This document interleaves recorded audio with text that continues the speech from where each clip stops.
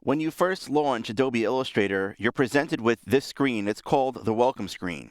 In fact, the default setting for Illustrator is that this welcome screen appears anytime there are no other documents open inside the program. If you're really not interested in seeing this screen each time you work with Illustrator, you can choose this option on the bottom over here called Don't Show Again. However, before you decide that you don't need this welcome screen and you dismiss it forever, take a brief moment to learn some of the things that it does. Besides the bright and cherry orange bar across the top of it, you might find it useful as you use Illustrator day to day. On the right side of the welcome screen is an area called Create New. This contains a list of something called New Document Profiles. Illustrator can be used for a variety of different tasks and can create artwork that will be distributed across multiple mediums. However, each of those mediums may require specific settings.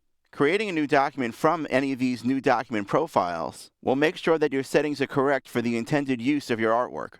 We'll talk more about these new document profiles later on in the chapter.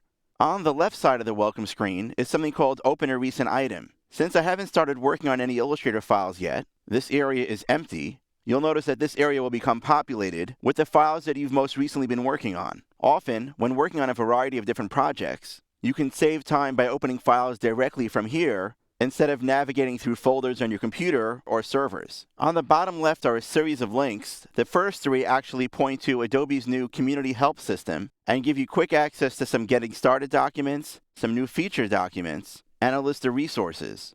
This last link, called Illustrator Exchange, will launch your web browser and take you to Adobe's Exchange site. It's a place where Illustrator users, such as yourself, can share swatch libraries, brushes, symbols, even Illustrator artwork and time-saving scripts.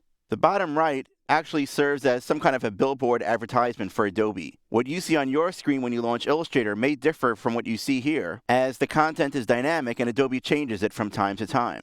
Finally, if you do decide to close the welcome screen, you can do so by clicking on this little button in the upper left-hand corner. You can always get it back by going to the Help menu and choosing Welcome Screen. Now that you're familiar with the welcome screen and the new document profiles that are contained within it, you're ready to start creating some new documents. Let's go!